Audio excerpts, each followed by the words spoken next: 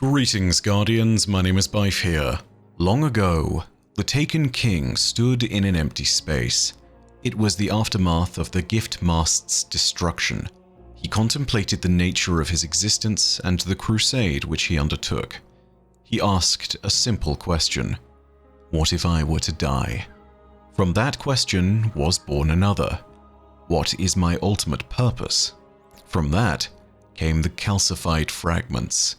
These ossified remains told us of the creation of the Hive from their own perspectives, and ultimately led the way towards what Oryx believed would be his ultimate contingency, the Touch of Malice, a weapon by which he would be represented, even in death, by which his point, his function, his philosophy would live on, even if he did not. The calcified fragments recounting of the history of the Hive is collectively known as the Books of Sorrow. It represents one of our first understandings of Destiny's ancient history, despite its flawed and incomplete nature. Even though these books are clearly inaccurate at times, even though we cannot trust the perspectives within, they are still referred to with reverence to this day. When the Shadows of Yore began to take steps towards following in the footsteps of the corrupted guardian, Dredgen Yor, they proclaimed themselves to be unmade, so they could be made again into something greater. They proclaimed their findings, taken from the scrawlings on the side of Dredgen Yor's own ship, and assembled by Orsa Zaya, to be the Book of Unmaking, the 7th Book of Sorrows. Others who have studied these texts, such as the rogue warlock Janna 14, have made their own adjustments and treatises on Hive magic. Janna 14's understandings have made up what is known as the 7th Revision of Sorrow, a newer take on this 7th book. What lies between the end of Oryx's tale and the beginning of the Shadows of Yore's, the 6th Book of Sorrow, to the best of my knowledge, has never been found. But now, with these ancient and not so ancient texts being brought into a greater context, we have found new understandings. We have built from the foundation of Oryx's lies and from Yore's dark legend, and something new has now begun to emerge. Rising from our own tithes comes the Deck of Whispers, a new gospel and a new story. A tale that tells us more of the story of the Hive. With the ascension of the God of Vengeance, Eris Morn has sought to share this gospel with us. This new chapter in the tale of the Osmium dynasty. This 8th Book of Sorrow. Today's video is the first time in a series of videos where we'll be exploring this text and delving into its secrets, its meaning, and its implications. So before we really start to talk about this 8th book, I think we need to make a moment so that we can make commentary on the Deck of Whispers. Collecting the Deck of Whispers in-game is actually what starts to unveil the pages of the Sororicide lorebook.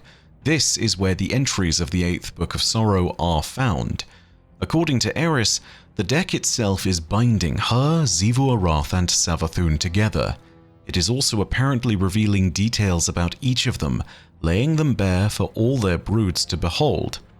Eris believes that this entire process is somewhat unnerving, but she does wonder if the deck might reveal some kernel of truth about her.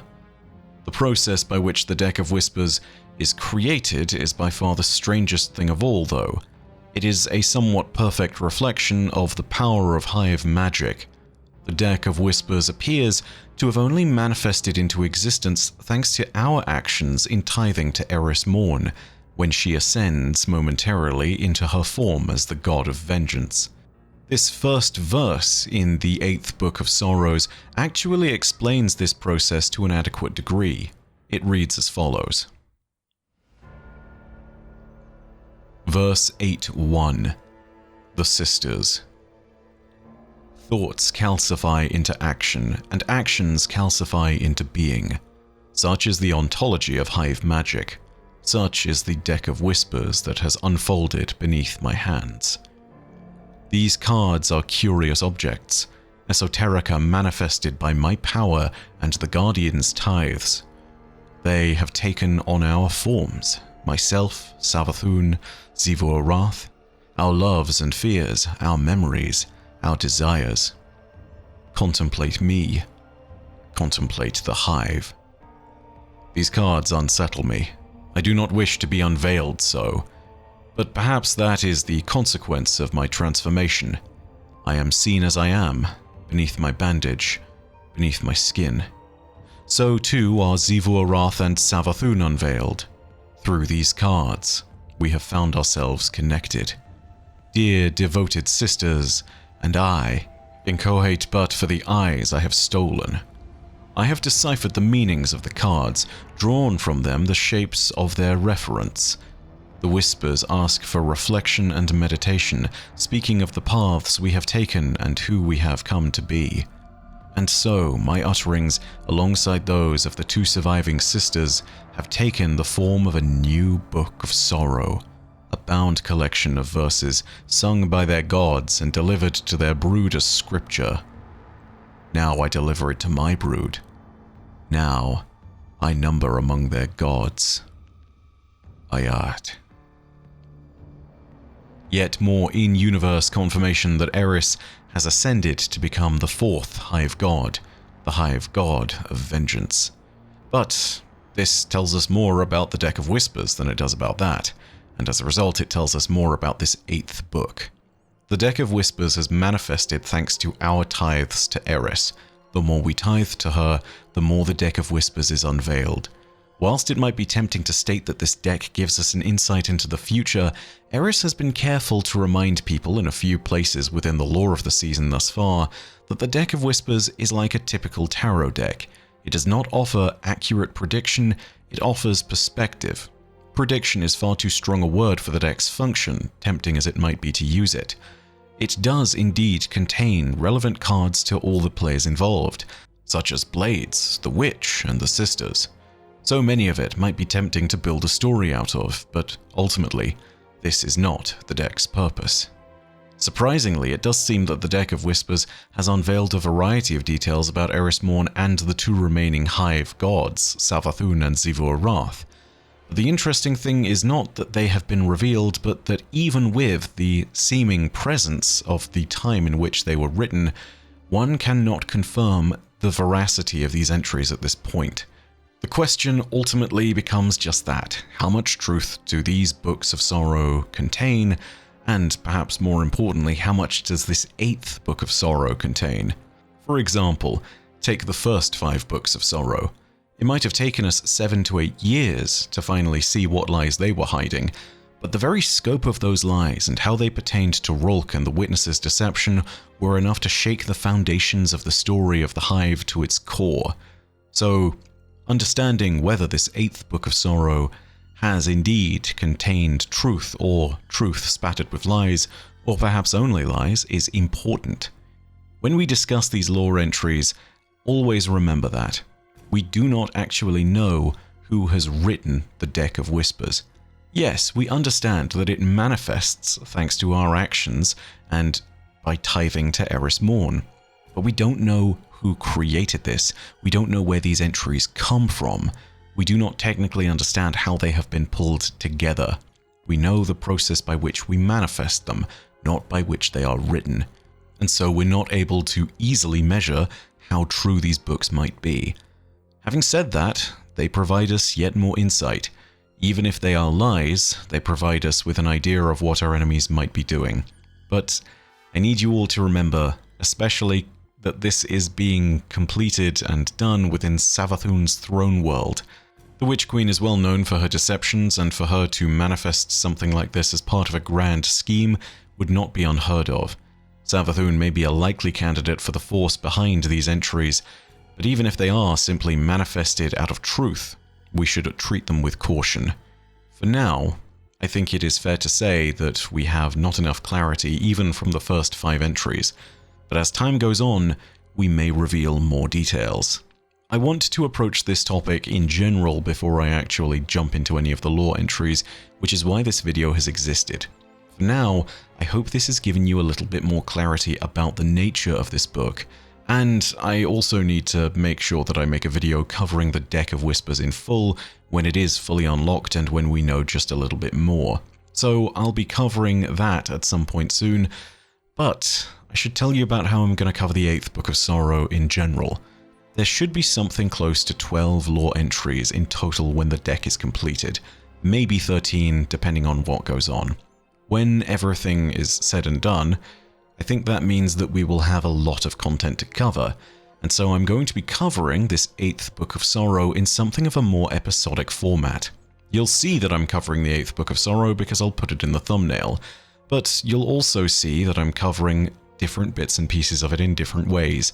Some episodes will require me to cover things in more of an episodic format that ties two entries together in tandem so that they can both be explained. In other instances, I will need to tie two lore entries together, one of which is from the Deck of Whispers and the 8th book, and one of which is not. And in some instances, I may cover but a single lore entry from that deck, and I may end up only covering that.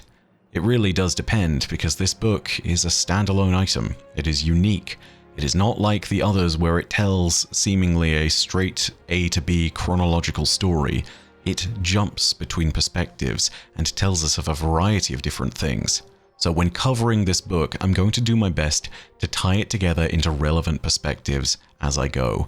There is going to be no easy way to cover this all in one.